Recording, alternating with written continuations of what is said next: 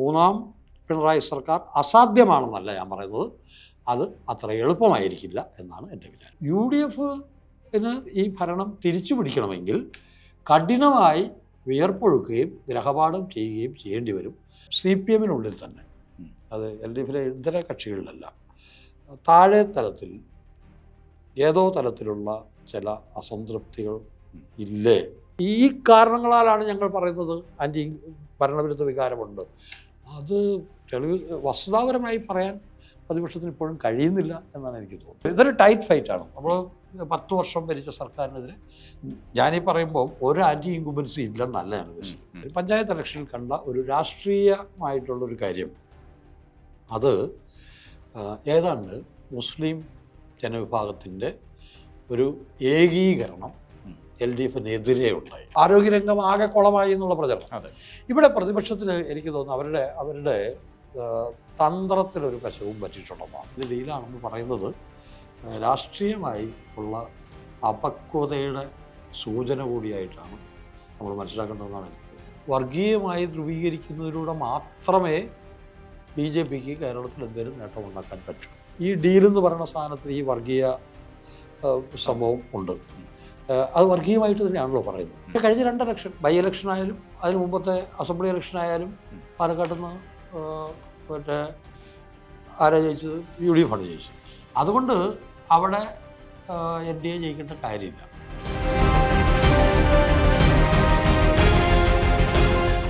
Right അവറിൽ മുതിർന്ന മാധ്യമപ്രവർത്തകൻ CL Thomas, നമസ്കാരം. നമസ്കാരം. നമ്മുടെ ഒരു തെരഞ്ഞെടുപ്പിൻ്റെ പശ്ചാത്തലത്തിലാണ് നമ്മൾ സംസാരിക്കുന്നത്. ഈ തെരഞ്ഞെടുപ്പിൽ ഒരു പ്രധാനപ്പെട്ട ചർച്ച എന്ന് പറയുന്നത് LDF-ന് ഒരു 3ാം ഭരണം ഉണ്ടാകുമോ, LDF 3.0 എന്നുള്ളൊരു സംഗതി ഉണ്ടാകുമോ എന്നുള്ളതാണ്. അതുതന്നെയാണ് നമ്മുടെ ആദ്യത്തെ ചോദ്യവും. അങ്ങനെ ഒരു സംഗതി ഉണ്ടാകാനുള്ള സാധ്യതകൾ എത്രമാത്രമാണ്? നമ്മുടെ ഇതുവരെയുള്ള എൻ്റെ ഓർമ്മയിൽ ഇതുവരെ കേരളത്തിൽ പഞ്ചായത്ത് ഇലക്ഷനുകൾക്ക് ശേഷമാണ് നിയമസഭാ ഇലക്ഷൻ നടക്കുന്നത്. അതിലൊരു പ്രാവശ്യം ഒഴികെ പഞ്ചായത്ത് ഇലക്ഷനിൽ ജയിച്ചവർ തന്നെയാണ് വീണ്ടും നിയമസഭാ ഇലക്ഷനിൽ ജയിച്ചിട്ടുള്ളത്. 1991 LDF അന്ന് ഭരിക്കുന്ന സമയമാണ്, നായനാർ മുഖ്യമന്ത്രിയായിരിക്കുന്ന കാലം. അന്ന് 91 പാർലമെൻറ്റ് തെരഞ്ഞെടുപ്പിനൊപ്പം തന്നെ നിയമസഭ പിരിച്ചുവിട്ട് തെരഞ്ഞെടുപ്പ് നടന്നു. ആ തെരഞ്ഞെടുപ്പിൽ പക്ഷേ പഞ്ചായത്ത് തെരഞ്ഞെടുപ്പിൽ ജയിച്ച LDF തോറ്റുപോയി. പക്ഷെ അന്നൊരു വലിയ കാരണമുണ്ടായിരുന്നു. ആ കേരളത്തിലെ നിയമസഭാ തെരഞ്ഞെടുപ്പിൻ്റെ പ്രചരണം അവസാനിക്കുന്ന അന്ന് രാത്രിയാണ് രാജീവ് ഗാന്ധി കൊല്ലപ്പെട്ടത്. അപ്പോൾ ആ തെരഞ്ഞെടുപ്പിൻ്റെ ഫലം മറിച്ചാവാൻ കാരണമായി ഞാൻ വിശ്വസിക്കുന്നത് രാജീവ് ഗാന്ധിയുടെ മരണമാണ്. അല്ലെങ്കിൽ LDF തന്നെ ആ വർഷം നിയമസഭയിലും ജയിക്കുമായിരുന്നു. അപ്പോൾ സാധാരണഗതിയിൽ കേരളത്തിൽ സംഭവിക്കുന്നത് പഞ്ചായത്ത് തെരഞ്ഞെടുപ്പിൽ ജയിക്കുന്നവരാണ് നിയമസഭാ തെരഞ്ഞെടുപ്പിലും ജയിക്കുന്നത്. നമ്മൾ ആ സാധാരണ ക്രമം മാത്രം വെച്ച് പറഞ്ഞാൽ ഇക്കുറി UDF-നുള്ളതാണ്. കാരണം പഞ്ചായത്ത് ഇലക്ഷനിൽ ജയിച്ചത് UDF ആണ്. പക്ഷെ അതുമാത്രം വെച്ചുകൊണ്ട് ഒരു തുടർഭരണം ഉണ്ടാകില്ല, പിണറായി 3.0 ഉണ്ടാവില്ല എന്ന് പറയാൻ കഴിയില്ല. അതിനുള്ളൊരു കാരണം എന്താ വെച്ച് കഴിഞ്ഞാൽ കഴിഞ്ഞ 10 വർഷം, അതിലെ 2021 തെരഞ്ഞെടുപ്പിൽ നമുക്കറിയാം, 2016 ശേഷം വന്ന ഗവൺമെൻറ് കേരളം ഇന്ന് വരെ കണ്ടിട്ടില്ലാത്ത ദുരന്തങ്ങളുടെ ഒരു ഘോഷയാത്രയായിരുന്നു. അത് പ്രളയമായിട്ടും പകർച്ചവ്യാധികളായിട്ടും വന്നു. അതിനെയൊക്കെ വളരെ സമർത്ഥമായി കൈകാര്യം ചെയ്തു എന്നുള്ള ക്രെഡിറ്റ് പിണറായി വിജയൻ സർക്കാരിനുള്ളതാണ്. ക്രൈസിസ് മാനേജർ മാത്രമല്ല, അത് ലോകത്തിൻ്റെ ശ്രദ്ധയിൽ തന്നെ. കേരളം എങ്ങനെയാണ് കോവിഡിനെ മാനേജ് ചെയ്തു എന്നുള്ളത് ലോക ശ്രദ്ധയിൽ തന്നെ പെട്ടതാണ്. നമുക്കറിയാം, അന്നത്തെ ആരോഗ്യമന്ത്രിയായിരുന്ന ശൈലജ ടീച്ചർക്ക് മാക്സസ് അവാർഡ് വരെ കിട്ടിയതാണ്. അത് പിന്നെ പാർട്ടി വേണ്ടാന്ന് തീരുമാനിച്ചതുമാണ്. പ്രളയത്തിൻ്റെ കാലത്ത് മനുഷ്യരെ കരുതലോടുകൂടി ശ്രദ്ധിക്കാൻ. അപ്പോൾ പിണറായിയുടെ നേതൃത്വം എന്ന് പറഞ്ഞു കഴിഞ്ഞാൽ ശരിക്കും അന്ന് കേരളത്തിലെ മനുഷ്യർക്ക് ഞങ്ങൾക്കിതാ ഒരു നാഥനുണ്ട് എന്ന് തോന്നിപ്പിക്കുന്ന തരത്തിൽ പിണറായി വിജയൻ്റെ മുഴുവൻ നേതൃശേഷിയും പ്രകടമായി കണ്ട ഒരു കാലത്തിന് ശേഷമായിരുന്നു കഴിഞ്ഞ ഇലക്ഷൻ നടന്നത്. കോവിഡ് കാലത്ത് ജനങ്ങളെ അഡ്രസ്സ് ചെയ്തു. അതല്ല, എല്ലാ കാര്യം, എല്ലാ മേഖലയും, എങ്ങനെ മനുഷ്യർക്ക് ഭക്ഷണം കൊടുക്കാം, മനുഷ്യർക്ക് മാത്രമല്ല മൃഗങ്ങളെയും എങ്ങനെ പട്ടിണിക്കിടാതെ നോക്കാം എന്ന് വരെയുള്ള കാര്യങ്ങൾ ഗവൺമെൻറ് വിവിധ തലങ്ങളിൽ ശ്രദ്ധ ചെലുത്തി ആ ഒരു വിജയം നേടിയെടുത്തു. മറ്റേ അതിന് ജനങ്ങൾ നൽകിയൊരു ഒരു സമ്മാനം കൂടെയായിരുന്നു രണ്ടാമത്തെ ഭരണം. രണ്ടാമത്തെ ഭരണം ഒട്ടും മോശമായിട്ട് ഞാൻ കാണുന്നില്ല. അത് ഈ നാട്ടിൽ ഇന്ന് വരെ നടക്കാത്ത തരത്തിൽ ഈ നാട്ടിൽ ജീവിക്കുന്ന ഓരോ മനുഷ്യനും കൺമുന്നിൽ കാണാവുന്ന തരത്തിലുള്ള വികസന നേട്ടങ്ങൾ ഈ സർക്കാരിന് ഉണ്ടാക്കാൻ കഴിഞ്ഞിട്ടുണ്ട്. പിണറായിയുടെ രണ്ടാം സർക്കാരിന് ഉണ്ടാക്കാൻ കഴിഞ്ഞിട്ടുണ്ട്. അത് ഒരു വശത്ത്. അതുകൂടാണ്ട് അത് നമുക്ക് വേണമെങ്കിൽ പറയാം മധ്യവർത്തി സമൂഹത്തിൻ്റെ മോഹങ്ങൾക്കനുസൃതമായി ഉള്ള വികസനം എന്ന് വേണമെങ്കിൽ ഇതിനെ വിമർശിക്കാം. പക്ഷെ അത് മാത്രമായിരുന്നില്ല. ഏറ്റവും താഴേക്കിടയിലുള്ള മനുഷ്യർക്കുള്ള ക്ഷേമ പ്രവർത്തനങ്ങളും വളരെ ഭംഗിയായിട്ട് നടന്നു. നമുക്ക് വിമർശനങ്ങൾ വേറെ പലതരത്തിൽ വന്നിട്ടുള്ളൊരു കാര്യമാണെങ്കിൽ പോലും അതിദരിദ്രരില്ലാത്ത സംസ്ഥാനമായിട്ട് കേരളത്തെ പ്രഖ്യാപിച്ചു. അതിനുവേണ്ടി ഒരു 4 വർഷം നീണ്ട ഒരു വലിയ ശ്രമം ഈ സർക്കാർ നടത്തി. എന്ന് വെച്ചിട്ട് ഒരു ദരിദ്രനും നാട്ടിലില്ല എന്നല്ല അർത്ഥം. അങ്ങനെ ആരും അങ്ങനെ വിചാരിക്കുന്നുണ്ടെങ്കിൽ ഇതിനെ തെറ്റായി മനസ്സിലാക്കി എന്നാണ് ഞാൻ കരുതുന്നത്. അപ്പോൾ ആ തരത്തിൽ വളരെ മികവുറ്റ ഒരു ഭരണം തന്നെയാണ്, മികവുള്ളൊരു ഭരണം തന്നെയാണ് പിണറായി സർക്കാരിൻ്റെ അല്ലെങ്കിൽ രണ്ടാം പിണറായി സർക്കാരും കാഴ്ചവെച്ചിരിക്കുന്നത്. അപ്പോൾ അങ്ങനെ ഇപ്പോൾ നമ്മളതിനെ മറ്റൊന്ന് ഓർക്കേണ്ടത് 2016 ഉമ്മൻചാണ്ടി സർക്കാർ അധികാരം വിട്ടുപോകുമ്പോൾ ഉണ്ടായിട്ടുള്ളൊരു കോലാഹലമുണ്ട്. നിരവധിയായ ആരോപണങ്ങൾ, നിരവധി ആക്ഷേപങ്ങൾ, ഇതിൻ്റെ ഒരു തുടർച്ചയിലാണ് ഇലക്ഷൻ നടക്കുന്നത്. അപ്പോൾ നമ്മുടെ നാട്ടിൽ സാധാരണ സംഭവിക്കുന്ന പോലെ UDF മാറി LDF വരുന്നു. പക്ഷേ ഇക്കുറി ആ തരത്തിൽ മാത്രവുമല്ല, പ്രതിപക്ഷം ഉയർത്തിക്കൊണ്ടുവന്ന ആരോപണങ്ങളുടെ മുന്നേ എല്ലാം ഏതാണ്ട് കോടതിയിൽ ഒടിയുകയും ചെയ്തു. കോടതി സർട്ടിഫിക്കറ്റ് കൊടുക്കുന്ന അവസ്ഥയിലേക്ക് ഈ കാര്യങ്ങളുമായിട്ട് കോടതിയിലേക്ക് പോയ ഇപ്പോൾ നമുക്കറിയാം AI ക്യാമറയുടെ പ്രശ്നം വന്നു, മറ്റേ KFOണിൻ്റെ പ്രശ്നം, ഇതെല്ലാം കോടതിയിൽ പരാജയപ്പെടുകയും ചെയ്തു. അപ്പോൾ ആ തരത്തിൽ ഉമ്മൻചാണ്ടി സർക്കാരിൻ്റെ അവസാന കാലത്തുണ്ടായ ആക്ഷേപങ്ങൾ മാതിരി വസ്തുതാപരമായി പറയാൻ ഒന്നും പ്രത്യേകിച്ചില്ല. എന്ന് വെച്ചിട്ട് ഒരു സർക്കാരാകുമ്പോൾ ഒന്നും പറയാനില്ല എന്നല്ല, ഇവർ ചെയ്തതെല്ലാം കേമമായിരുന്നു എന്നും ഞാൻ ഉദ്ദേശിക്കുന്നില്ല. പക്ഷേ ആ തരത്തിൽ പറയാനൊന്നുമില്ലാത്തൊരു അവസ്ഥയുണ്ട്. ഇത്തരം ഒരു അവസ്ഥ ഞാൻ പറഞ്ഞല്ലോ 2021 ഉണ്ടായിരുന്നത് മറ്റൊരു സെനറിയോ ആയിരുന്നു. ഇത് നമ്മൾ കണ്ടിട്ടില്ല, ഇങ്ങനൊരു അവസ്ഥയിൽ ഇലക്ഷന് പോകുന്നു. അതുകൊണ്ട് പഞ്ചായത്ത് ഇലക്ഷനിൽ സംഭവിച്ച അതേ കാര്യം സംഭവിച്ചു കൊള്ളണം എന്ന് നിർബന്ധമില്ല. ഇവിടെ മറ്റ് ഘടകങ്ങളും കൂടെ ചേർന്നാലേ ഉള്ളൂ ഈ പറയുന്ന മൂന്നാമത് ഭരണം ഉണ്ടാകുമോ ഇല്ലയോ എന്ന് പറയാൻ കഴിയുള്ളൂ. അതിൽ ഞാൻ പ്രധാനമായിട്ടും കാണുന്നൊരു കാര്യം, പഞ്ചായത്ത് ഇലക്ഷനിൽ കണ്ട ഒരു രാഷ്ട്രീയമായിട്ടുള്ളൊരു കാര്യം, അത് ഏതാണ്ട് മുസ്ലിം ജനവിഭാഗത്തിൻ്റെ ഒരു ഏകീകരണം LDFനെതിരെ ഉണ്ടായി. നമ്മൾ കോഴിക്കോട്ട് ജില്ലയിലെ തിരഞ്ഞെടുപ്പ് ഫലമെടുക്കുക, മലപ്പുറത്ത് മറ്റേ വോട്ട് വ്യത്യാസം, മലപ്പുറത്ത് സാമാന്യമായിട്ട് UDF ജയിക്കുന്ന, ലീഗിൻ്റെ ആധിപത്യമുള്ളൊരു സ്ഥലം എന്നുള്ള നിലയ്ക്ക് അവിടെ ജയിക്കുന്ന സ്ഥലം തന്നെയാണ്. പക്ഷെ മലപ്പുറത്തുണ്ടായിട്ടുള്ള വോട്ട് ഡിഫറൻസ് അത് വളരെ ഹ്യൂജ് ആയിട്ടുണ്ട്. അത് തെക്കൻ ജില്ലകളിലും വളരെ പ്രകടമായി വന്നിട്ടുണ്ട്. അപ്പം മുസ്ലിം ജനവിഭാഗത്തെ കാത്തു നിന്നിരുന്ന ഇടതുപക്ഷം എന്നുള്ള ഒരു വിശ്വാസം, അവരുടെ ഒരു ആത്മവിശ്വാസം നഷ്ടപ്പെടുത്തിയിട്ടുണ്ട്. അത് വെറുതെ നഷ്ടപ്പെട്ടതുമല്ല, അത് പലതരത്തിലുള്ള CPMൻ്റെ നേതാക്കന്മാരുടെ ഭാഗത്തു നിന്നും വന്നിട്ടുള്ള സമീപനങ്ങളിലൂടെ വന്നതാണ്. അത് അങ്ങനെ തന്നെ നിലനിൽക്കുന്നുണ്ടോ എന്ന് എനിക്കറിയില്ല. നിലനിൽക്കുന്നുണ്ടെങ്കിൽ ഈ നേരത്തെ ഞാൻ പറഞ്ഞ എല്ലാ അനുകൂല ഘടകങ്ങളും അവിടെ നിൽക്കെ തന്നെ ഈ പറയുന്ന മൂന്നാം പിണറായി സർക്കാർ ഉണ്ടാവുക അത്ര എളുപ്പമാണെന്ന് ഞാൻ കരുതുന്നില്ല. ഞാൻ പറഞ്ഞതിനർത്ഥം ഈ ഘടകം അങ്ങനെ തന്നെ പഞ്ചായത്ത് ഇലക്ഷനിൽ നിന്ന പോലെ തന്നെ നിൽക്കുന്നുണ്ടെങ്കിൽ തീർച്ചയായിട്ടും അതിനെ മാറ്റിയെടുക്കാൻ വേണ്ടിയിട്ടുള്ള ശ്രമങ്ങൾ പല ഭാഗത്തും ഇപ്പോൾ കാണുന്നുണ്ട്. പിന്നെ അതിൻ്റെ കൂട്ടത്തിൽ തന്നെ നമ്മൾ രണ്ട് സമസ്തയുടെയും AP സമസ്തയുടെയും രണ്ട് സമസ്തയുടെയും 100ാം വാർഷികാഘോഷത്തിൻ്റെ സമാപനത്തിൻ്റെ ഭാഗമായി അവർ ജമാഅത്തെ ഇസ്ലാമിക്കെതിരായിട്ടുള്ള പ്രമേയങ്ങൾ രണ്ട് സമസ്തയും പാസ്സാക്കി.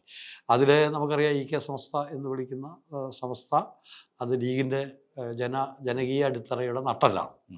അപ്പോൾ അവരും ഇതിന് അപ്പോൾ അങ്ങനെ വരുമ്പോൾ ഇത്തവണ വന്നിട്ടുള്ളൊരു കാര്യം ജമാഅത്തെ ഇസ്ലാമിയെ മുന്നണി അസോസിയേറ്റ് മെമ്പറായിട്ട് എടുക്കുമെന്ന് പറഞ്ഞെങ്കിൽ ഒരു സീറ്റും ജമാഅത്തെ ഇസ്ലാമിയുടെയോ വെൽഫെയർ പാർട്ടിയുടെയോ പേരിൽ UDF കൊടുത്തിട്ടില്ല എന്നുള്ളത് ഒരു കാര്യമുണ്ട്. ഒരു പക്ഷേ അവരും അത് തിരിച്ചറിയുന്നുണ്ടായിരിക്കാം. ഞാനിത് പറയുമ്പോൾ ജമാഅത്തെ ഇസ്ലാമി അങ്ങനെ പറയുന്നതിന് അത് എന്താ പറയുക, അതിനെ പൂർണ്ണമായും ന്യായീകരിക്കാൻ പറ്റുമോ, ജമാഅത്തെ ഇസ്ലാമി വന്നുകൊണ്ട് എന്താ കുഴപ്പം, ഇതൊക്കെ മറ്റൊരു വിഷയമായതുകൊണ്ട് ഞാൻ അതിലൂടെ വരുന്നില്ല. ഞാനതിൻ്റെ മെറിറ്റിലേക്കല്ല കിടക്കുന്നത്. പക്ഷേ അങ്ങനെ സംഭവിച്ചിരിക്കുന്നു എന്നുള്ള ഒരു യാഥാർത്ഥ്യമുണ്ട്. അതുകൊണ്ട് ആ മാറ്റം സംഭവിക്കുന്നില്ലെങ്കിൽ മൂന്നാം പിണറായി സർക്കാർ അസാധ്യമാണെന്നല്ല ഞാൻ പറയുന്നത്, അത് അത്ര എളുപ്പമായിരിക്കില്ല എന്നാണ് എൻ്റെ വിചാരം. ഈ ഗവൺമെൻറ്റിൻ്റെ കാലത്ത് നടന്ന 3 പ്രധാനപ്പെട്ട ഉപതെരഞ്ഞെടുപ്പുകൾ, അതിൽ 3ലും UDFന് വലിയ വിജയമാണ് ഉണ്ടായത്. അതിനുശേഷം പഞ്ചായത്ത് തെരഞ്ഞെടുപ്പിലായാലും അതിനു മുൻപ് പാർലമെൻറ്റ് തെരഞ്ഞെടുപ്പിലായാലും UDFന് വലിയ മുന്നേറ്റം ഉണ്ടാക്കാൻ കഴിഞ്ഞിട്ടുണ്ട്. ആ ഒരു ട്രെൻഡ് തന്നെ തുടരാനുള്ളൊരു സാധ്യത കൂടി ഇല്ലേ? UDFന് മുന്നേറ്റം ഉണ്ടായെന്ന് പറയുമ്പം നിയമസഭാ ഉപതെരഞ്ഞെടുപ്പുകളുടെ കാര്യമെടുക്കുക. അതിൽ LDFൻ്റെ സിറ്റിംഗ് സീറ്റ് ഒരെണ്ണം മാത്രമേ നഷ്ടപ്പെട്ടിട്ടുള്ളൂ. അത് അൻവറാണ്. അത് CPMൻ്റെ സീറ്റല്ല, ഇടതുപക്ഷ സ്വതന്ത്രനെ ഇടതുപക്ഷ മുന്നണി പിന്തുണച്ച് ഉണ്ടായ ഒരു ജയമാണ്. അപ്പോൾ അത് CPMൻ്റെ ശക്തി കൊണ്ട് മാത്രമുള്ള വിജയമല്ല എന്നുള്ളത് വ്യക്തമാണല്ലോ. അൻവറിൻ്റെ സ്വന്തം ശക്തി കൊണ്ടും കൂടെയാണ് അത് വിജയിച്ചത്. പിന്നെ അവർ തമ്മിൽ തെറ്റി അൻവർ രാജിവെച്ച് പോയപ്പോഴാണ് അവിടെ ഉപതെരഞ്ഞെടുപ്പ് ഉണ്ടായത്. അൻവറും അവിടെ സ്ഥാനാർത്ഥിയായിരുന്നു. അൻവർ നല്ല രീതിയിൽ വോട്ട് പിടിക്കുകയും ചെയ്തു. അപ്പോൾ അൻവറിൻ്റെ വ്യക്തിപരമായ സ്വാധീനം അതിനകത്ത് വളരെ വ്യക്തമാണ്. ബാക്കി 2 സീറ്റുകൾ, ഒരു സീറ്റിൽ LDF ആണ് ജയിച്ചത്. LDFൻ്റെ സിറ്റിംഗ്, LDFൻ്റെ പ്യുവറായിട്ട് പറയുകയാണെങ്കിൽ സാങ്കേതികമായി നിലമ്പൂരും LDFൻ്റെ സിറ്റിംഗ് സീറ്റ് തന്നെയാണ്, അത് നഷ്ടപ്പെട്ടതാണ്. പക്ഷെ നിലമ്പൂർ ഒരിക്കലും ഒരു LDF സീറ്റ് ആയിട്ടില്ല. അത് അൻവറിലൂടെ ഒരു അപ്രതീക്ഷിത ജയം പിടിച്ചെടുത്തു എന്നുള്ളതേ ഉള്ളൂ. യഥാർത്ഥത്തിൽ LDFൻ്റെ സിറ്റിംഗ് സീറ്റ് എന്ന് പറയുന്നത് ഇവിടെ മന്ത്രി രാധാകൃഷ്ണൻ്റെ മണ്ഡലമുണ്ടല്ലോ, ചേലക്കര. ചേലക്കരയിലാണ് മറ്റേ LDFൻ്റെ സിറ്റിംഗ് സീറ്റിൽ ഉപതെരഞ്ഞെടുപ്പ് നടന്നത്. അതിൽ രാധാകൃഷ്ണനേക്കാൾ കുറച്ച് ഭൂരിപക്ഷത്തിലാണെങ്കിലും 10,000-ന് മേളിലോട്ടിൻ്റെ ഭൂരിപക്ഷത്തിന് തന്നെയാണ് LDF ജയിച്ചത്. മറ്റ് 2 സീറ്റും UDFൻ്റെ സിറ്റിംഗ് സീറ്റായിരുന്നു. അവിടെ മറിച്ച് സംഭവിച്ചാലായിരുന്നു അത്ഭുതം വരേണ്ടത്. അത് അത്തരം ഒരു അത്ഭുതത്തിന് സ്വാഭാവികമായിട്ടും ഈ 10 വർഷമായി ഭരണം നടത്തുന്ന ഒരു ഗവൺമെൻറ് ഉള്ള ഒരു പാർട്ടി മുന്നണി മത്സരിക്കുമ്പോൾ UDFൻ്റെ സിറ്റിംഗ് സീറ്റ് പിടിച്ചെടുക്കാൻ പറ്റും എന്നുള്ള അതിനത്ര വലിയ കാര്യമുണ്ടെന്ന് എനിക്ക് തോന്നുന്നില്ല. പക്ഷേ പാർലമെൻറ്റിനെയും നമ്മൾ ഡിഫറൻ്റ് ആയിട്ട് തന്നെ കാണണം. പാർലമെൻറ്റ് വൻ വിജയമാണ്. പാർട്ടികളുടെ വിശകലനം, വിദഗ്ധന്മാരുടെ വിശകലനം ഇതൊക്കെയാണെങ്കിലും 2020-ലെയും 2025-ലെയും പാർലമെൻറ്റ് തെരഞ്ഞെടുപ്പ് ഫലത്തെ കേരളത്തിൻ്റെ മതേതര മനസ്സിൻ്റെ പ്രതിഫലനമായിട്ടാണ് ഞാൻ മനസ്സിലാക്കുന്നത്. അതിലെ എന്താ പറയുക, UDFകാർ മാത്രമല്ല പോയി UDF സ്ഥാനാർത്ഥികൾ വോട്ട് ചെയ്തിരിക്കുന്നത്. എല്ലാ കാലത്തും CPMന് വോട്ട് ചെയ്യുന്ന, കമ്മ്യൂണിസ്റ്റ് പാർട്ടിക്ക് വോട്ട് ചെയ്യുന്ന, ഞാൻ LDF എന്നല്ല പറഞ്ഞത്, CPIMന് വോട്ട് ചെയ്യുന്ന ഒരു നല്ല വിഭാഗം ജനങ്ങളും ഈ നാടിൻ്റെ മതേതര സംരക്ഷണം എന്നുള്ള ലക്ഷ്യം മുൻനിർത്തി പാർലമെൻറ്റ് തിരഞ്ഞെടുപ്പിൽ അത് വളരെ പ്രതീക്ഷിക്കാവുന്ന കാര്യമില്ല. ആ ഒരു രാഷ്ട്രീയ സാഹചര്യത്തിൽ LDFന് നാഷണൽ തലത്തിൽ പ്രത്യേകിച്ച് പ്രസക്തിയൊന്നും ഇല്ലാത്തൊരു കാലത്ത് തീർച്ചയായിട്ടും കോൺഗ്രസിൻ്റെ MPമാരെ ഇവിടുന്ന് അയക്കാൻ തന്നെയാണ് സാമാന്യ ബുദ്ധിയുള്ള, അല്ലെങ്കിൽ മതേതരത്വത്തിൽ വിശ്വസിക്കുന്ന കേരളത്തിലെ മനുഷ്യർ അതിനെ തയ്യാറാവുള്ളൂ. അതാണ് നമ്മൾ കണ്ടത്. 2020-ലെ ഇലക്ഷൻ സംബന്ധിച്ച് LDF വിലയിരുത്തി അവരുടെ തോൽവിക്ക് കാരണമായത് ശബരിമലയാണെന്നുള്ള അവരുടെ കണ്ടെത്തലിനെ പോലും ഞാൻ വിശ്വസിക്കുന്നില്ല. അത് ശബരിമലയാണ്. അങ്ങനെ ശബരിമലയാണ് 2021 ജയിക്കേണ്ട കാര്യമില്ല. കാരണം ശബരിമലയോട് എതിർപ്പുള്ള കേരളത്തിൽ ഭരിക്കുന്നതിനെതിരെയല്ലേ കൊടുക്കേണ്ടത്. അപ്പോൾ അതെന്തിനും ആട്ടെ, അവർക്ക് അതിൻ്റെ സ്വാതന്ത്ര്യം. രാഹുൽ ഗാന്ധിയുടെ സ്ഥാനാർത്ഥിത്വം ഉണ്ടായിരുന്നു വയനാട്ടിൽ രാഹുൽ ഗാന്ധിയുടെ സ്വാതന്ത്ര്യത്വം ഉണ്ടായിരുന്നു. ആ സംഭവങ്ങളൊക്കെ കൂടെ ചേർന്നിട്ടാണ്. അത് നമ്മൾ 2021 കണ്ടതാണ്. 2020 ഇതേപോലെ തന്നെ ജയിച്ചതാണ്. ഒരു സീറ്റ് മാത്രമാണ് LDFന് കിട്ടിയത്. ഈ തവണയും ഈ 2020 കിട്ടിയത് ഒരു സീറ്റ് മാത്രമാണ്. പക്ഷേ പിന്നീട് വന്ന അസംബ്ലി ഇലക്ഷനിൽ 99 സീറ്റ് നേടി വൻ ഭൂരിപക്ഷത്തിൽ LDF ജയിക്കുന്നതാണ് നമ്മൾ കണ്ടത്. അപ്പോൾ അതല്ല അതിന് കാരണം എന്നാണ് ഞാൻ കരുതുന്നത്.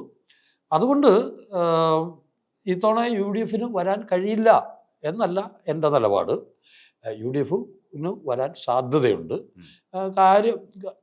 ഇത് നമ്മൾ നേരത്തെ പറഞ്ഞ വികസന കാര്യങ്ങളൊക്കെ നിൽക്കുമ്പോൾ പോലും അതിനപ്പുറമുള്ള പല ഫാക്ടേഴ്സും, അതായത് ഇനി വീണ്ടും LDF വന്നാൽ, കെ എസ് അച്യുതാനന്ദൻ മാഷ് പ്രകടിപ്പിച്ച അത് കുറേ മനുഷ്യരെങ്കിലും അതെ. അത് ഇടതുപക്ഷ അനുകൂലികളായിട്ടുള്ള കുറേ മനുഷ്യരെങ്കിലും അത് ഷെയർ ചെയ്യുന്നുണ്ടാവാം. അപ്പോൾ അങ്ങനെയുള്ള നിരവധി നമുക്ക് പിന്നെ കാണാൻ പറ്റാത്ത ഒരു ഫാക്ടർ ഒരു പക്ഷേ എനിക്ക് തോന്നുന്ന അത് പക്ഷെ നമുക്ക് പുറത്തേക്ക് കാണാൻ പറ്റില്ല. എൻ്റെ ഒരു സന്ദേഹമുണ്ട് അതിനകത്ത്. ആ സന്ദേഹം എനിക്ക് വരാൻ കാരണം എൻ്റെ ചില അനുഭവങ്ങളുമായിട്ടും ഞാൻ നേരിട്ട് സംസാരിച്ച കുറേ മനുഷ്യരുമായിട്ടുള്ള അനുഭവത്തിൽ നിന്നാണ്. CPM-നുള്ളിൽ തന്നെ, അത് LDF-ലെ ഇതര കക്ഷികളിലല്ല, താഴെ തലത്തിൽ ഏതോ തലത്തിലുള്ള ചില അസംതൃപ്തികൾ ഇല്ലേ എന്ന് ഞാൻ സംശയിക്കുന്നുണ്ട്. അത് ഭരണം സംബന്ധിയായിട്ടല്ല, അങ്ങനെയാണ് ആ തരത്തിൽ. അപ്പം അതിൻ്റെ ഒരു റിഫ്ലക്ഷനായിട്ടും കൂടെ നമുക്ക് ഇപ്പോൾ ശ്രീധരനറിയാലോ 6 ആളുകൾ CPM-ലെ നിന്ന് വിട്ടുപോകുന്നു. അവർ വിട്ടുപോകുന്നത് അത് ന്യായീകരിക്കാവുന്നൊക്കെ ഉള്ളത് വേറെ പ്രശ്നം. പക്ഷെ 6 ആളുകൾ UDF-ൻ്റെ സ്ഥാനാർത്ഥികളാണ്. നാളിതുവരെ CPM ആയിരുന്നു. അതിൽ വേണേൽ മലമ്പുഴയിൽ മത്സരിക്കുന്ന സുരേഷിൻ്റെ കാര്യം മാത്രം പറയാം. സുരേഷ് ഇപ്പോൾ പാർട്ടി മെമ്പർ അല്ല എന്ന് വേണേൽ പറയാം. പക്ഷേ PS-ൻ്റെ പ്രൈവറ്റ് സെക്രട്ടറി ആയിരുന്ന, പേഴ്സണൽ അസിസ്റ്റൻ്റ് ആയിരുന്ന ഒരാളായിരുന്നു. പിന്നെ നോക്കുക, മറ്റേ തളിപ്പറമ്പിൽ നിന്ന് TK ഗോവിന്ദൻ, അതേപോലെ പയ്യന്നൂരിൽ നിന്നും കുഞ്ഞികൃഷ്ണൻ, G സുധാകരൻ, കൊട്ടാരക്കരയിൽ നിന്ന് ഐഷ പോറ്റി, പിന്നെ PK ശശി. ഇതിൽ പലരും, സുരേഷ് അടക്കം 6 പേര്. തീർച്ചയായിട്ടും സുധാകരൻ ഈ കാലത്ത് പ്രത്യേകിച്ച് രാഷ്ട്രീയ കാരണങ്ങളൊന്നുമില്ലാതെ സീറ്റ് കിട്ടിയില്ല എന്നുള്ള ഒറ്റ കാരണം കൊണ്ട് UDF-ൻ്റെ സ്ഥാനാർത്ഥിയായി കളയെന്ന് പറയുന്നതുകൊണ്ട് യഥാർത്ഥത്തിൽ മറ്റേ സുധാകരന് സ്നേഹമുണ്ടായിരുന്ന ഇടതുപക്ഷ അനുഭാവമുള്ള മനുഷ്യരുടെ മനസ്സുകളിലെല്ലാം സുധാകരനുള്ള ഇടം നഷ്ടപ്പെടുകയാണ് ചെയ്തിട്ടുള്ളത്. കണ്ണൂരിലുണ്ടായ 2 സ്ഥലങ്ങളിൽ പയ്യന്നൂരും ഇതിപ്പോൾ പയ്യന്നൂരിൽ നിന്ന് കുഞ്ഞികൃഷ്ണൻ പോയതുകൊണ്ടോ തളിപ്പറമ്പിൽ നിന്ന് ഗോവിന്ദൻ പോയതുകൊണ്ടോ അവിടെ CPM തോക്കാനൊന്നും പോകുന്നില്ല.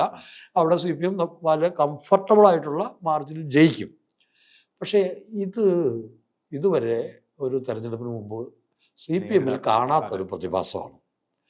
ആ പ്രതിഭാസം ഞാൻ നേരത്തെ പറഞ്ഞ താഴെ തട്ടിലുള്ള എന്തോ കാരണങ്ങളാലുള്ള അസംതൃപ്തിയുടെ മറ്റൊരു തരത്തിലുള്ള റിഫ്ലക്ഷൻ അല്ലേ എന്ന് എനിക്ക് സംശയമുണ്ട്. അപ്പോൾ അങ്ങനെ ഉണ്ടെങ്കിൽ നമ്മളീ പറയുന്നതൊക്കെ അപ്രസക്തമാകുന്ന, പക്ഷേ ഇത് കണ്ടുപിടിക്കാനും പറ്റില്ല. ഇത് സംഘടനാ സംവിധാനം ഉപയോഗിച്ച് നോക്കിയാലേ കാണാനേ പറ്റില്ല.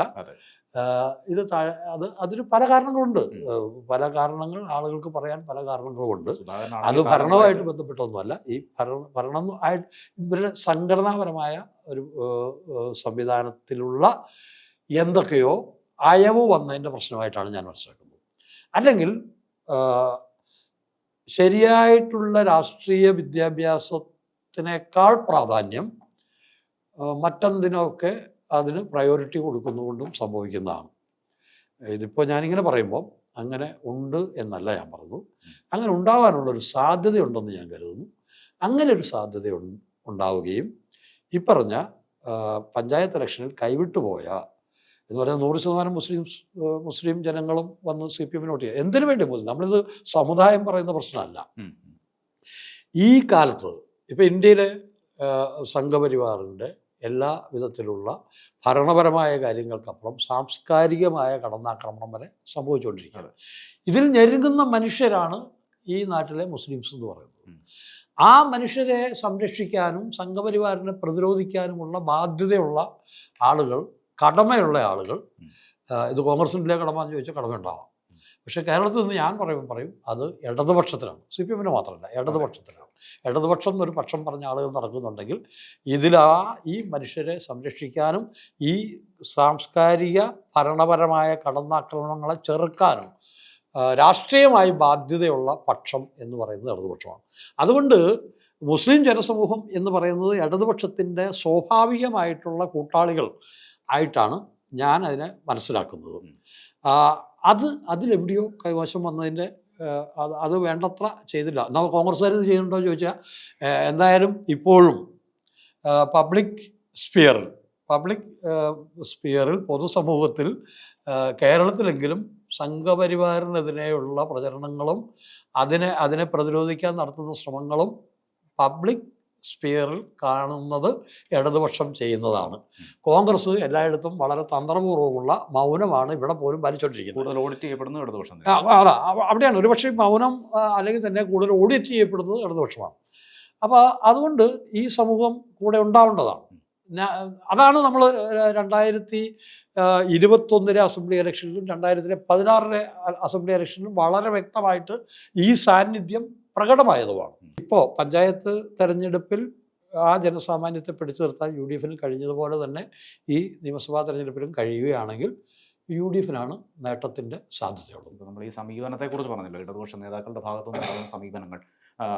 അതിൽ പ്രധാനമായിട്ട് നമുക്ക് തോന്നുന്നത് ശബരിമല സംഗമം പോലുള്ള സംഗതികൾ, ഇതൊക്കെ പ്രതികൂലമായി ബാധിച്ചിട്ടുണ്ടോ ഇടതുപക്ഷത്തെ എന്ന് വേണമല്ലോ പഞ്ചായത്ത് ഇലക്ഷൻ്റെ ഫലത്തിൽ നിന്നും മനസ്സിലാക്കാൻ.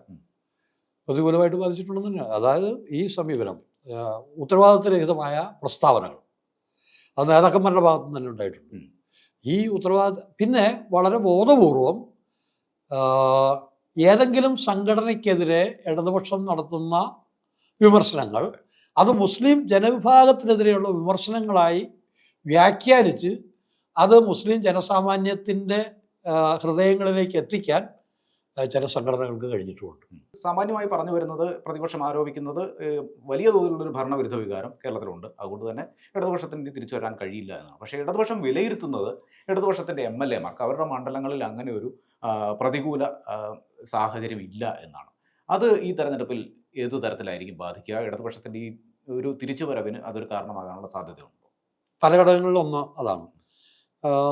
ഈ ഇടതുപക്ഷ MLA-മാരുടെ പ്രവർത്തനം, മണ്ഡലത്തിലെ പ്രവർത്തനം എനിക്ക് തോന്നുന്നില്ല, ഏതെങ്കിലും വളരെ അപൂർവം ചിലർക്കുണ്ടാവും, പക്ഷേ മിക്കവാറും എല്ലാ MLA-മാരും ഓൾമോസ്റ്റ് ഓൾ എന്ന് പറയാൻ തരത്തിൽ അവർ മണ്ഡലത്തിലെ ജനങ്ങളുടെ ആവശ്യങ്ങൾക്ക് മുമ്പിൽ എപ്പോഴും ഉണ്ടായിരുന്നു. ഞാൻ ഏറ്റുമാനൂർ മണ്ഡലത്തിലെ ഒരു വോട്ടറാണ്. ഞാൻ കഴിഞ്ഞ അസംബ്ലി ഇലക്ഷൻ കാലം മുതലാണ് അവിടെ എൻ്റെ മറ്റ് ഔദ്യോഗിക കർത്തവ്യങ്ങളിൽ നിന്ന് വേറൊരു തരത്തിൽ മാറി നാട്ടിലേക്ക് ഞാൻ തിരിച്ചു വരുന്നത്. VN വാസവൻ, മന്ത്രി VN വാസവനാണ് അവിടുത്തെ MLA, ഞങ്ങളുടെ MLA. അദ്ദേഹം, എനിക്ക് അറിയാവുന്നൊരു കാര്യം, ഞാൻ തമാശയ്ക്ക് കഴിഞ്ഞ ദിവസം ഒരാൾ പറയുണ്ടായി, ഈ വാസവൻ ചേട്ടന് ഈ ഏറ്റുമാനൂർ മണ്ഡലത്തിലെ മുഴുവൻ മനുഷ്യരെ നേരിട്ടറിയാമെന്നാണ് എനിക്ക് തോന്നുന്നത്. എന്ത് പ്രശ്നത്തിനും എന്ത് കാര്യത്തിനും ഈ മന്ത്രിയുടെ തിരക്കിനിടയിൽ അതിലൊരു വീഴ്ചയും വരുത്താതെ തന്നെ കൃത്യമായിട്ടും ഒരുപക്ഷെ അദ്ദേഹത്തിൻ്റെ 5 വർഷത്തെ പ്രവർത്തനത്തിൻ്റെ ഒരു പ്രോഗ്രസ് റിപ്പോർട്ട് പോലും അവതരിപ്പിച്ചു. അതിൽ ജാതി മത ഭേദമില്ലാതെ, രാഷ്ട്രീയ ഭേദമില്ലാതെ, അത് ഒരു അസംബ്ലി തിരഞ്ഞെടുപ്പ് വരുമ്പോൾ രാഷ്ട്രീയമൊക്കെ അതിനകത്ത് തീർച്ചയായിട്ടും വരുമല്ലോ, പക്ഷേ എല്ലാവർക്കും സമീപിക്കാവുന്ന ഒരാൾ, എല്ലാവർക്കും സ്വീകാര്യനായ ഒരാളായിട്ട് അദ്ദേഹത്തിന് മാറാൻ കഴിഞ്ഞിട്ടുണ്ട്. ഇത് VN വാസവൻ്റെ അത്രത്തോളം എല്ലാവരും എത്തിയിട്ടുണ്ടാവില്ല, പക്ഷെ ചെറുപ്പക്കാരായിട്ടുള്ള, കഴിഞ്ഞ തവണ CPM കുറേയധികം ചെറുപ്പക്കാരെ പുതുമുഖങ്ങളെ നിർത്തുകയും ചെയ്തു.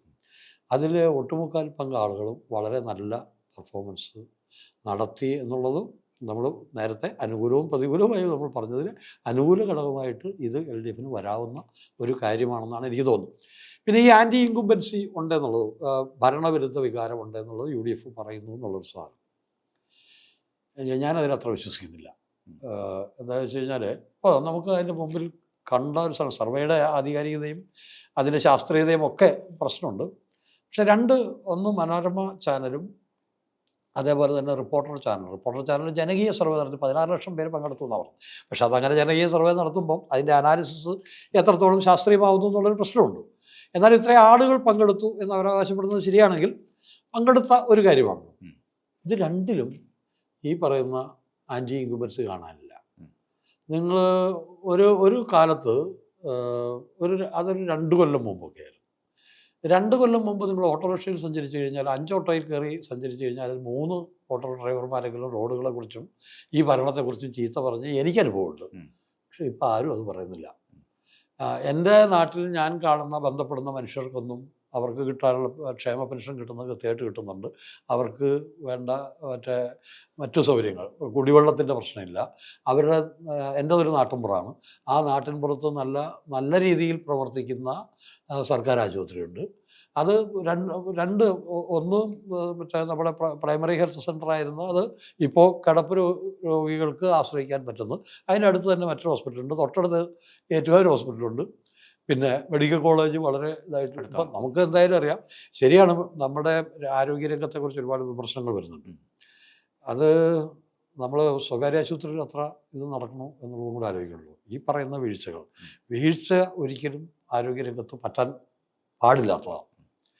പക്ഷേ ഈ സ്വകാര്യ മേഖലയിൽ എത്ര നടക്കുന്നു എന്നുള്ളത് നമ്മുടെ ഈ പ്രചരണ ഉപാധികളിലൂടെ പുറത്തേക്ക് വരാറില്ല.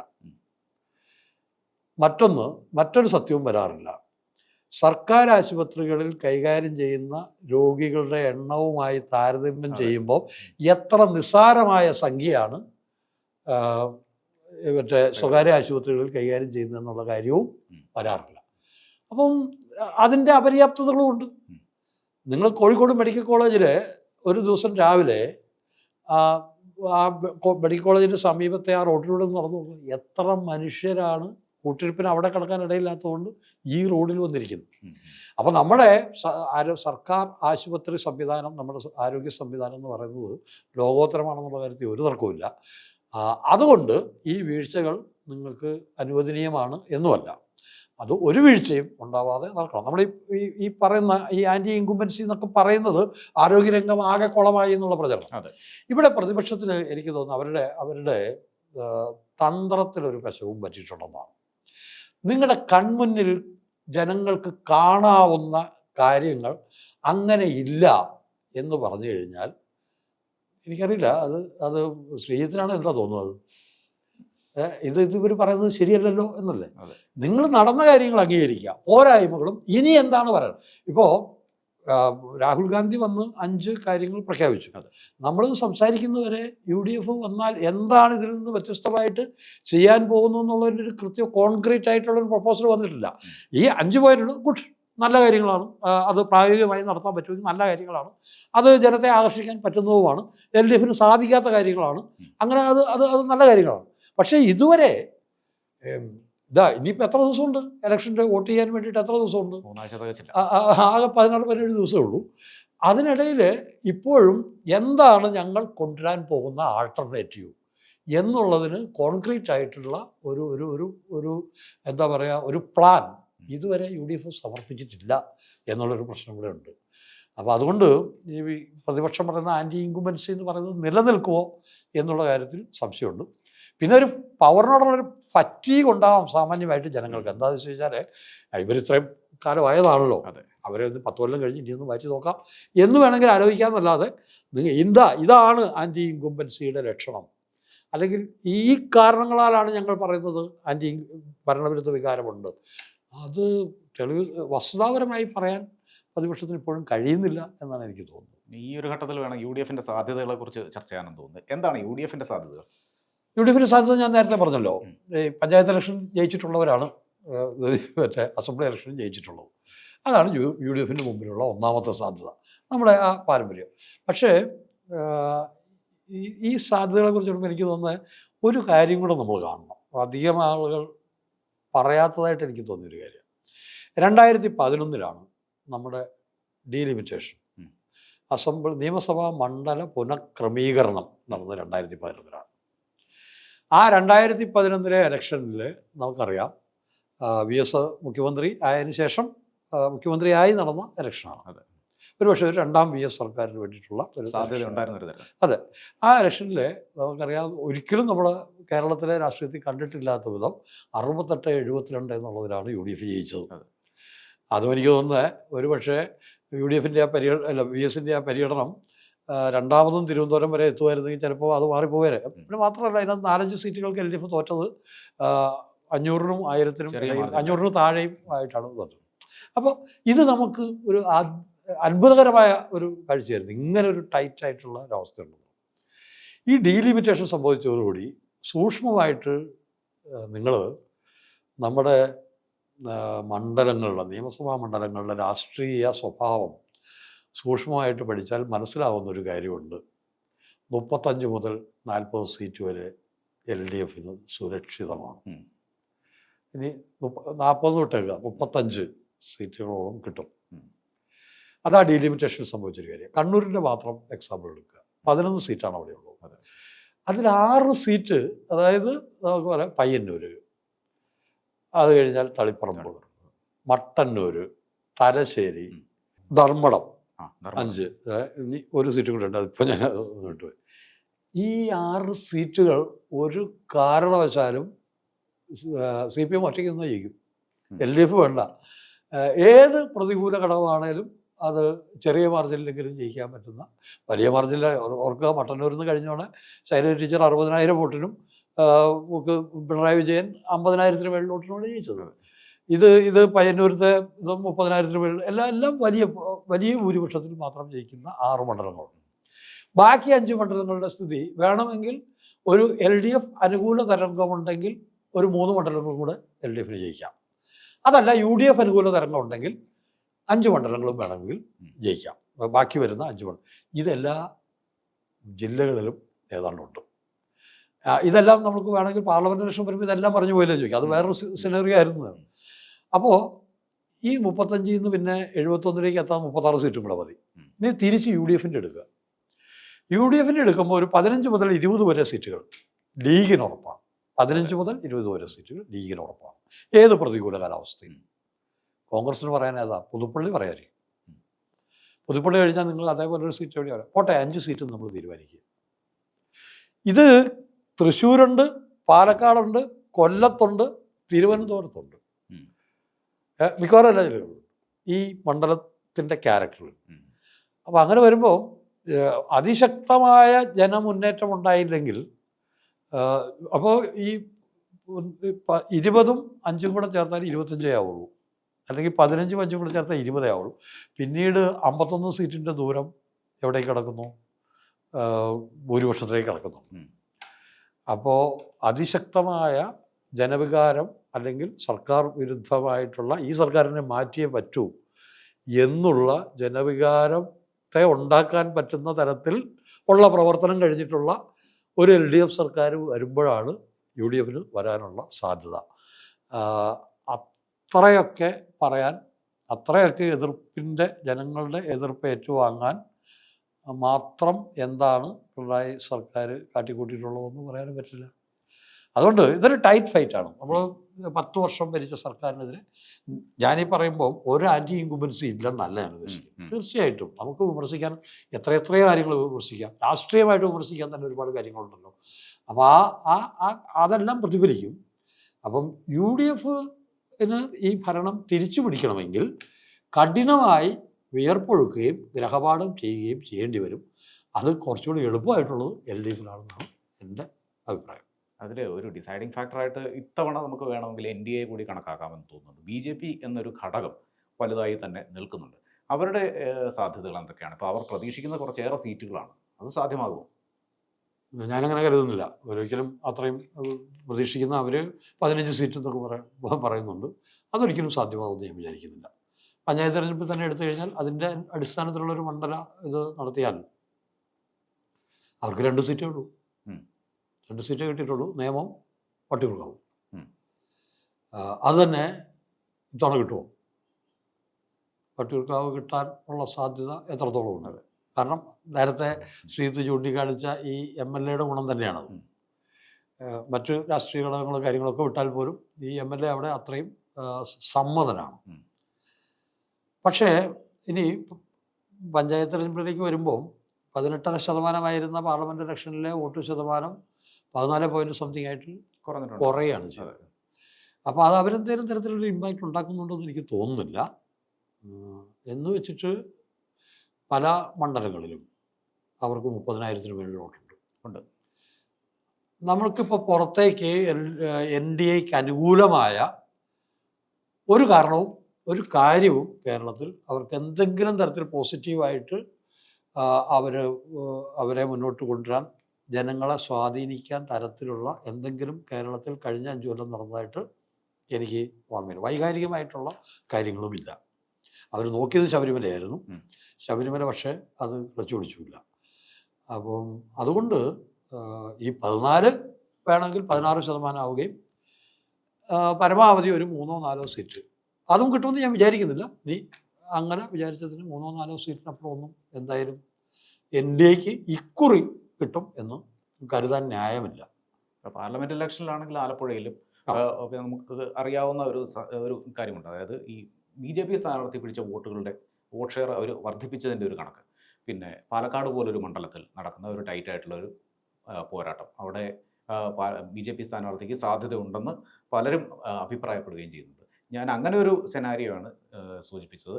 അത്തരത്തിലുള്ളൊരു സാധ്യത ഉണ്ടോ എന്നുള്ളത്. പാലക്കാട് ഉണ്ടെന്ന് പറഞ്ഞാൽ ശോഭാ സുരേന്ദ്രൻ നല്ല കാൻഡിഡേറ്റാണ്. ശോഭാ സുരേന്ദ്രൻ നേരത്തെയും തെരഞ്ഞെടുപ്പുകൾ മത്സരിച്ചിട്ടുണ്ട്. അവർ മത്സരിച്ചിട്ടെല്ലാം വളരെ എന്താ പറയുക, 3ാം സ്ഥാനത്തെത്തിയപ്പോൾ പോലും 30,000 വോട്ടിന് മുകളിൽ പിടിച്ചിട്ടുള്ള തരത്തിലുള്ള പെർഫോമൻസ് കാഴ്ചവെക്കാൻ ശോഭാ സുരേന്ദ്രന് കഴിഞ്ഞിട്ടുണ്ട്.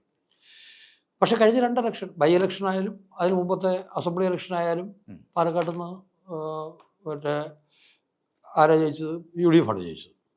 കോൺഗ്രസിൻ്റെ സ്ഥാനാർത്ഥി ജയിച്ചത്. ശ്രീധരൻ നിന്നിട്ട് ഒന്നും ഉണ്ടായില്ല. മുഖ്യമന്ത്രി പാർലമെന്റ് ഇലക്ഷനിൽ പോലും പാലക്കാട് മണ്ഡലത്തിൽ UDF-നായിരുന്നു വോട്ട് കൂടുതൽ. അതുകൊണ്ട് അവിടെ NDA ജയിക്കേണ്ട കാര്യമില്ല. പിന്നെ ഇപ്പോൾ വന്നിട്ടുള്ളൊരു കോൺട്രവേഴ്സി, ഈ ഡീലിൻ്റെ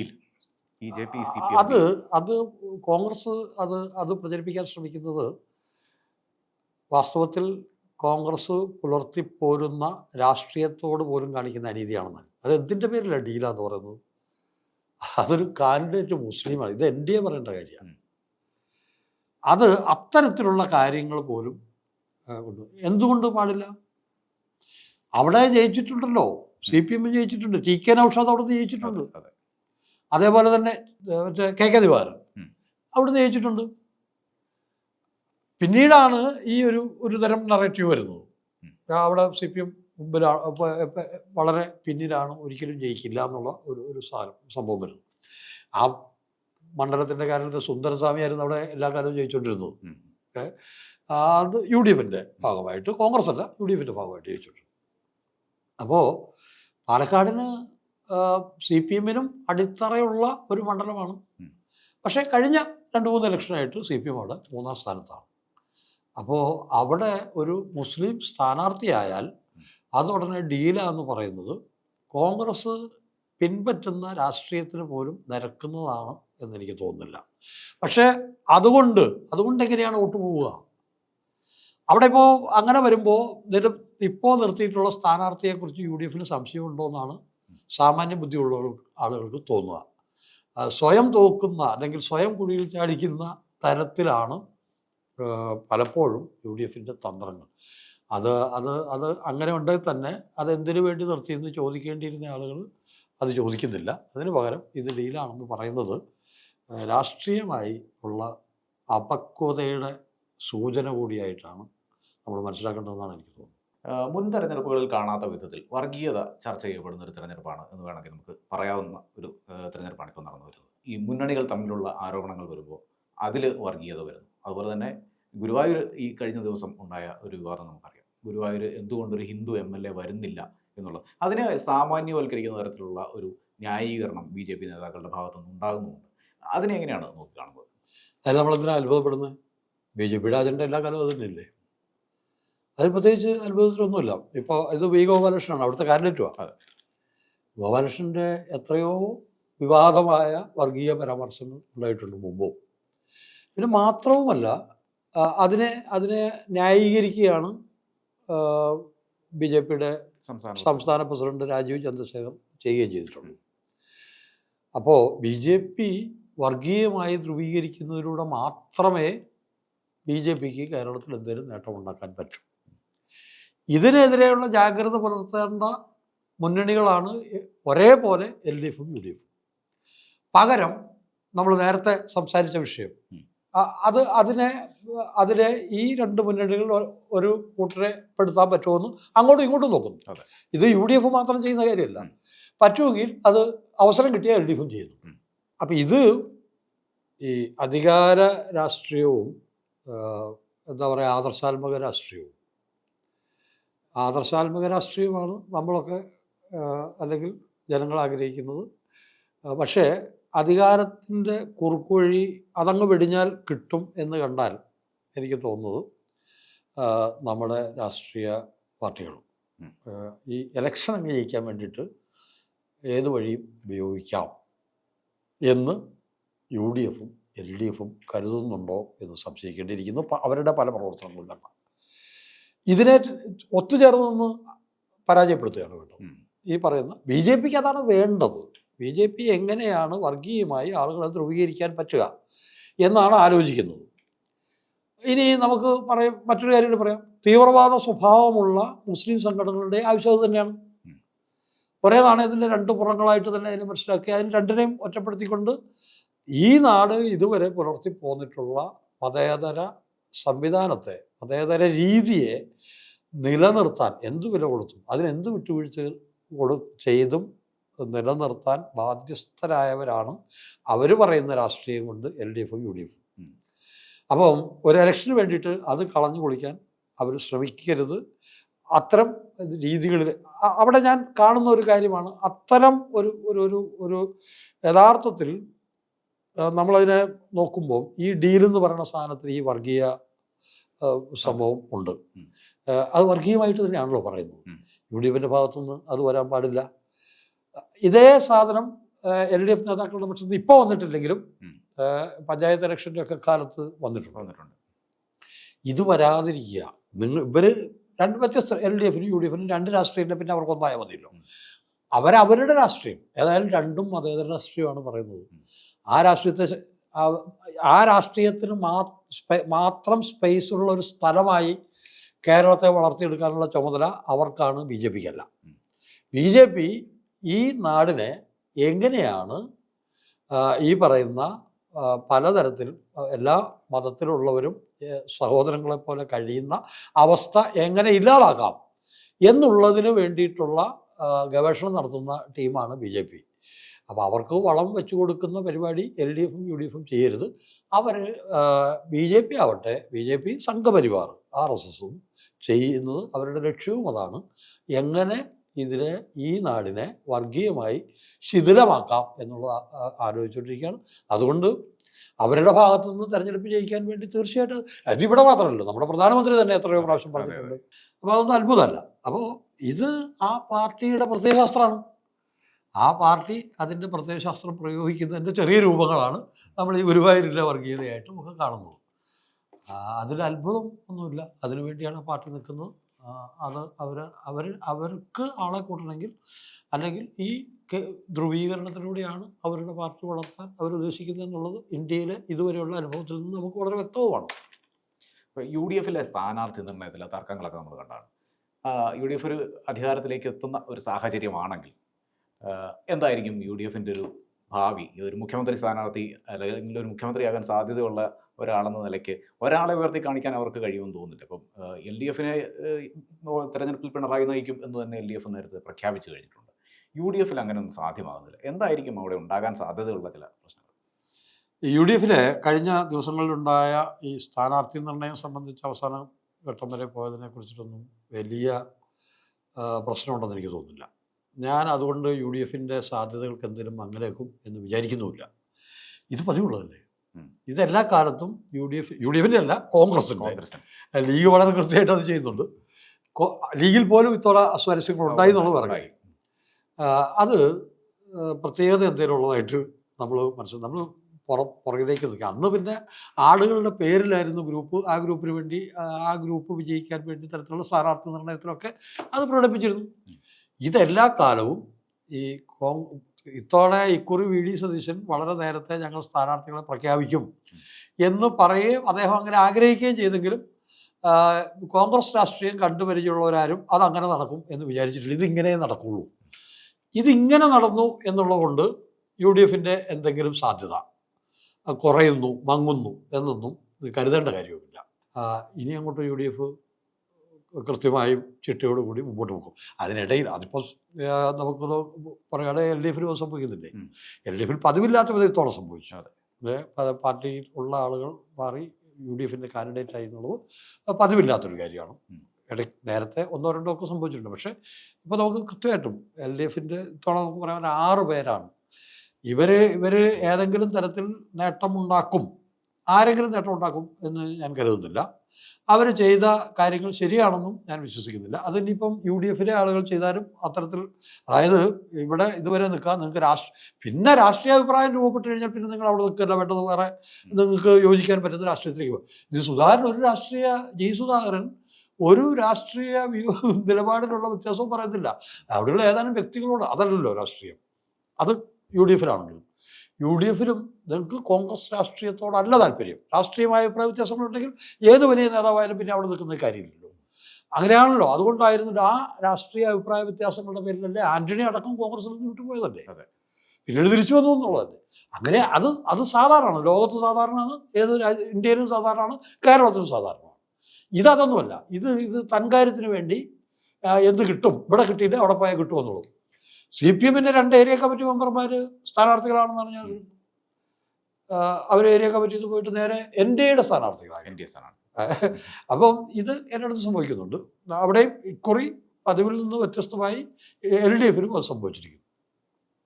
പിന്നെ അതുകൊണ്ട് ഈ ശ്രീത് ചോദിച്ച ചോദ്യത്തിലേക്ക് തന്നെ തിരിച്ചു വന്നാൽ, കോൺഗ്രസ്സിലെ ഈ സ്ഥാനാർത്ഥി നിർണയം സംബന്ധിച്ചുണ്ടായ തർക്കം, ആ തർക്കം അവരുടെ ഇലക്ഷൻ ഭാഗതയത്തെ അല്ലെങ്കിൽ വിജയപരാജയങ്ങളെ ഏതെങ്കിലും തരത്തിൽ ബാധിക്കും എന്ന് ഞാൻ കരുതുന്നില്ല. പിന്നെ മുഖ്യമന്ത്രിയെ തെരഞ്ഞെടുക്കാൻ അവർക്കൊരു മെക്കാനിസം ഉണ്ടാവും. ഏതായാലും ഇതുവരെ UDF ജയിച്ച കാലത്തൊന്നും കോൺഗ്രസിൻ്റെ മുഖ്യമന്ത്രി ഉണ്ടാകാതിരുന്നിട്ടില്ലല്ലോ. കോൺഗ്രസ് പിളർന്നും പോയിട്ടില്ല, അതിൻ്റെ പേരിൽ പിളർന്നും പോയിട്ടില്ല, മുഖ്യമന്ത്രി സ്ഥാനാർത്ഥിയുടെ പേരിൽ പിളർന്നും പോയിട്ടില്ല. അതെന്താ വേണ്ടെന്നുള്ളത് അവരുടെ വിഷയമാണ്, അവരത് പരിഹരിച്ചോളും എന്ന് നമ്മൾ വിചാരിക്കുക. എന്തായാലും മുഖ്യമന്ത്രി ആവാൻ യോഗ്യതയുള്ള ആരെങ്കിലും ആയിരിക്കുമല്ലോ വരിക. രാഷ്ട്രീയത്തിലുള്ള ഒരാളല്ലേ കൊണ്ടുവരാൻ പറ്റുള്ളൂ. അതുകൊണ്ട് അതത്ര വലിയ കാര്യമാണെന്ന് ഞാൻ കരുതുന്നില്ല. ഈ മാധ്യമങ്ങളുടെ ഒരു നിലപാട്, മാധ്യമങ്ങളുടെ ഒരു സ്വഭാവത്തെക്കുറിച്ച് കൂടി നമുക്ക് സംസാരിക്കാൻ തോന്നുന്നു. ഇപ്പോൾ ദൃശ്യമാധ്യമങ്ങളുടെ ആണെങ്കിൽ തന്നെ നമ്മൾ നേരത്തെ കണ്ട് പരിചയിച്ചിരുന്ന ആ ഒരു സ്വഭാവത്തിൽ നിന്ന് മാറി വേറൊരു രീതിയിൽ ദൃശ്യമാധ്യമങ്ങൾ ഇരിക്കുന്ന ഒരു കാലത്താണ് ഈ തെരഞ്ഞെടുപ്പ് നടക്കുന്നത്. ദൃശ്യമാധ്യമങ്ങളുടെ ഉൾപ്പെടെയുള്ള മാധ്യമങ്ങളുടെ ഒരു സ്വാധീനം എങ്ങനെയായിരിക്കും എന്നാണ് കരുതുന്നത്? മാധ്യമങ്ങൾക്ക് സ്വാധീനിക്കാൻ കഴിയും, പക്ഷേ ഇതിൽ പണ്ട് സ്വാധീനിക്കാൻ കഴിഞ്ഞിരുന്ന അത്ര സ്വാധീനിക്കാൻ കഴിയുമെന്നിരിക്കും. കാരണം ഈ മാധ്യമ പ്രവർത്തനം കഴിഞ്ഞ കുറേ കാലങ്ങളായി അതിൻ്റെ വിശ്വാസ്യത വല്ലാണ്ട് ചോർന്നു പോകുന്നുണ്ട്. ജനങ്ങൾ കാണുന്നുണ്ടാവാം, കാണുമ്പം അതൊരു എൻ്റർടൈൻമെൻറ്റായിട്ട് എടുക്കുന്നുമുണ്ടാവാം. പക്ഷേ വസ്തുതകളിൽ നിന്നകന്ന് താല്പര്യങ്ങൾ മുൻപന്തിയിലേക്ക് കൊണ്ടുവന്ന് അതിനനുസൃതമായി ആണ് വാർത്തകൾ കൊടുക്കുന്നത് എന്നുള്ളത്, വാർത്തകൾ കമ്മ്യൂണിക്കേറ്റ് ചെയ്യുന്നതെന്നുള്ള കാര്യം ഇപ്പം സാമാന്യ ജനങ്ങൾക്ക് ബോധ്യപ്പെട്ടിട്ടുണ്ട്. ഇത് ഞാൻ പറയുമ്പോൾ മാധ്യമങ്ങൾ കൊടുക്കുന്ന എല്ലാ വാർത്തയും എങ്ങനെയാണെന്നല്ല. പണ്ട് എല്ലാ വാർത്തയ്ക്കും ഈ സ്വഭാവം ഉണ്ടാവണമായിരുന്നു. പകരം ഇന്ന് പലപ്പോഴും ചാനലുകൾ ഇതൊരു ഇൻഫോർടൈൻമെൻറ്റ് തലത്തിലേക്ക് എത്തിക്കുക. ഇൻഫോർടൈൻമെൻറ്റ് മാത്രം, വാർത്തയെ തന്നെ എൻ്റർടൈൻമെൻറ്റ് ന്യൂസ് ഉണ്ട്, അത് വേറെ ഒരു കാര്യമാണ്. അതിന് പകരം വളരെ ഗൗരവമുള്ള വാർത്തകൾ തന്നെ അത് കമ്മ്യൂണിക്കേറ്റ് ചെയ്യുമ്പോൾ, അത് വിനിമയം ചെയ്യുമ്പോൾ അതിനെ എങ്ങനെ വിനോദമാക്കാം എന്ന് പറഞ്ഞാൽ നിങ്ങളൊരു വസ്തുതയുടെ ഗൗരവത്തെ ചോർത്തി അങ്ങോട്ട് കളയുകയാണ്. ഇത് മാധ്യമപ്രവർത്തനത്തിൽ വന്നിട്ടുള്ള, അത് നമ്മൾ പറയുമ്പം നമ്മുടെ കാലം ഒരുപാട് മാറിയില്ലേ, മാറുന്ന കാലത്തിന് അനുസൃതമായി പോകേണ്ടതല്ലേ. ഈ അനുസൃതം എന്ന് പറയുന്നത് നിങ്ങൾ വസ്തുതകളെ അടർത്തി മാറ്റിക്കൊണ്ടാണ്, അല്ലെങ്കിൽ വസ്തുതകളെ കാണാനുള്ള അധ്വാനം, അല്ലെങ്കിൽ ആ വസ്തുതകൾ കണ്ടെത്താൻ വേണ്ടിയിട്ടുള്ള ഹോംവർക്ക് ഇത് ചെയ്യാതിരുന്നുകൊണ്ട് എല്ലാ കാര്യങ്ങളെയും ഉപരിതല സ്പർശിയായിട്ട് മാത്രം കാണിക്കുന്നൊരു രീതി, അതിനപ്പുറമുള്ള ആഴങ്ങളിലേക്ക് പോകാൻ പറ്റാതെ എന്തുകൊണ്ടാണ്? അതിനെ ആരെങ്കിലും നിർബന്ധിക്കുന്നുണ്ടോ? അതുമാത്രമല്ല, നമ്മൾ സാമാന്യമായിട്ട് ഇന്നിപ്പോൾ മലയാളത്തിലെ പേരുകളൊന്നും ഞാൻ പറയുന്നില്ല, എല്ലാവർക്കും അറിയാമല്ലോ. ചില ചാനലുകൾ ഈ ചർച്ചയിലെ ആങ്കർമാരുടെ പെർഫോമൻസ്, അത് ആ ആങ്കറുടെ പക്ഷം എന്താണോ ആ പക്ഷം മാത്രമാണ്. ചില ചാനലിലൊക്കെ എല്ലാ ദിവസവും ഒരേ ആളുകൾ തന്നെയാണ്. ഇത് ഏത് വിഷയമായാലും ഒരാൾ തന്നെയാണ്. അപ്പോൾ എത്രയോ ആളുകൾ എന്നോട് വ്യക്തിപരമായി ഉള്ള സംഭാഷണത്തിൽ പറയുന്നത്, എത്രയോ കാലമായി ഈ ചാനൽ ചർച്ചയും ചാനൽ വാർത്തകളും കാണാതിരിക്കുന്നു എന്ന് പറയുന്നുണ്ട്. അപ്പോൾ ഞാൻ അങ്ങനെ കേൾക്കുമ്പോൾ അത്ര സന്തോഷകരമായി അനുഭവിക്കാവുന്നൊരു കാര്യമല്ല. കാരണം നമ്മുടെയൊക്കെ പാഷൻ ജേർണലിസമാണല്ലോ. അപ്പോൾ ഞാനാവട്ടെ ജേർണലിസ്റ്റ് വിദ്യാർത്ഥികൾക്ക് ഇപ്പോൾ പരിശീലനം കൊടുക്കുന്ന ഒരാളും കൂടെയാണ്. പക്ഷേ ആ മാറ്റത്തെ അല്ലെങ്കിൽ ആ നഷ്ടപ്പെട്ട വിശ്വാസ്യത എന്നുള്ള ഒരു കാരണം കൊണ്ട് ഈ തെരഞ്ഞെടുപ്പ് സംബന്ധിയായിട്ട് വരുന്ന ഓരോ നിലപാടുകൾ, ഈ ഓരോ മാധ്യമങ്ങളുടെയും നിലപാടുകൾ അത് പൂർണ്ണമായും ജനങ്ങളെ സ്വാധീനിക്കും എന്ന് പറയാൻ കഴിയില്ല, സ്വാധീനിക്കില്ല എന്ന് മാത്രമല്ല, യഥാർത്ഥ വസ്തുത മനസ്സിലാക്കാൻ ഇന്ന് ജനങ്ങൾക്ക് ഒരുപാട് ഓപ്ഷൻസ് ഉണ്ട്, ഒരുപാട് സാധ്യതകൾ വേറെയുണ്ട്. അവിടെയാണ് നമ്മളെ മാധ്യമങ്ങൾ, അവിടെയാണ് നമുക്ക് ഈ ഒരുപാട് സാധ്യതകൾ ഉണ്ട് എന്നുള്ളത് മാധ്യമങ്ങൾക്ക് ഇന്നൊരു വെല്ലുവിളിയായി മാധ്യമങ്ങൾ സ്വീകരിക്കേണ്ടതാണ്. അതുകൊണ്ട് തന്നെയാണ് നമ്മൾ കൃത്യവിവരങ്ങളും അതിനെ വസ്തുതയുടെ അടിസ്ഥാനത്തിൽ കാര്യങ്ങളെ വിശകലനം ചെയ്യുകയും ചെയ്യേണ്ടത് അതുകൊണ്ട് തന്നെ അനിവാര്യമാണ്.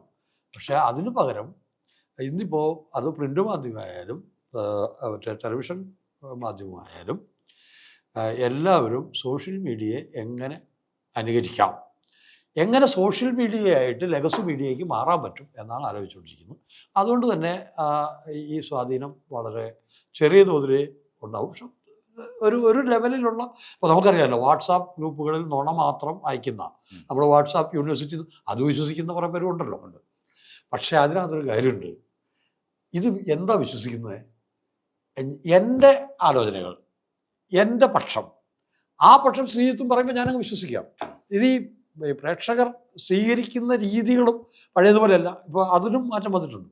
അതുകൊണ്ട് നിങ്ങൾ എൻ്റെ പക്ഷം പറയുന്നത് മാത്രമേ വിശ്വസിക്കുന്നുള്ളൂ. ആ പക്ഷത്തിൻ്റെ പേരിലാണ് ഞാൻ നേരത്തെ പറഞ്ഞ ഈ വാട്സാപ്പ് യൂണിവേഴ്സിറ്റിയിൽ എൻ്റെ പക്ഷത്തിന് വിരുദ്ധമായിട്ടൊരു സാധനം വരുന്നത് വിശ്വസിക്കുന്നില്ല. പക്ഷേ നിങ്ങളുടെ പക്ഷം ഏതാണെന്ന് മനസ്സിലാക്കിയിട്ടാണല്ലോ സോഷ്യൽ മീഡിയ നിങ്ങളിലേക്ക് വരിക. അപ്പോൾ അതുകൊണ്ട് സോഷ്യൽ മീഡിയ ആ തരത്തിൽ അവർക്ക് കുറച്ചുകൂടെ എന്താ പറയുക, എൻ്റെ വിശ്വാസം ശരിയെന്ന് ഒന്നുകൂടെ ഉറപ്പിക്കാം. പക്ഷെ പുതിയൊരാളെ നിങ്ങൾക്ക് കണ്ടെത്താൻ പറ്റുന്നില്ല. ഇത് വിശ്വാസം നേരത്തെ തന്നെ ഉള്ളവരെയാണ്.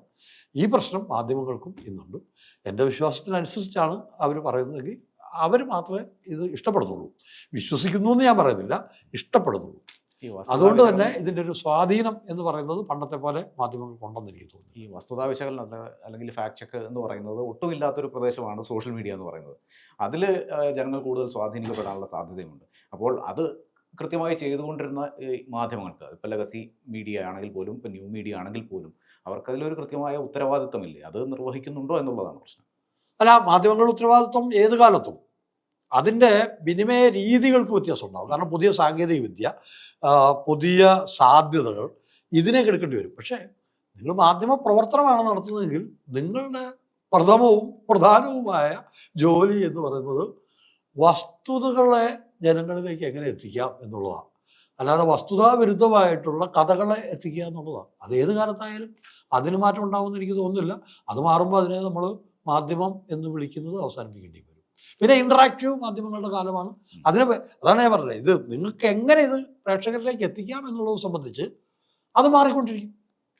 അത് കാലം, അതിൻ്റെ സാങ്കേതിക വിദ്യ, വളരുന്ന മാധ്യമ പ്രവർത്തന രീതി, അതായത് മാറുന്ന കാലത്തിനനുസരിച്ച്, മാറുന്ന സാങ്കേതിക വിദ്യയ്ക്ക് അനുസരിച്ചിട്ടാണ് മാധ്യമങ്ങളുടെ വിനിമയ രീതി മാറുന്നത്. തീർച്ചയായിട്ടും മാറിക്കൊണ്ടിരിക്കും.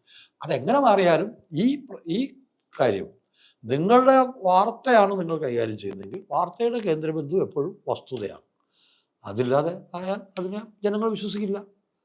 പിന്നെ സോഷ്യൽ മീഡിയയുടെ സ്വാധീനം എന്ന് പറഞ്ഞാൽ ഇങ്ങനെയാണ്, നിങ്ങളെ ഉറപ്പിക്കാൻ തന്നെ പറ്റുള്ളൂ, നിങ്ങളെ പുതിയൊരു വിശ്വാസത്തിലേക്കല്ല. അത് പിന്നെ അറിയാമല്ലോ, അതിൻ്റെ ആൽഗോരിതംസ് അത് വെച്ചിട്ട് എങ്ങനെ പോകുന്നു, അതാണല്ലോ, അത് യുദ്ധമാണല്ലോ. അപ്പോൾ അതാണല്ലോ നമ്മൾ എന്താ പറയുക, സത്യാനന്തര കാലം എന്നൊക്കെ പറയുന്നത്. അതിലേക്ക് നമുക്കിപ്പോൾ പോകണമെന്ന് എനിക്ക് തോന്നുന്നു.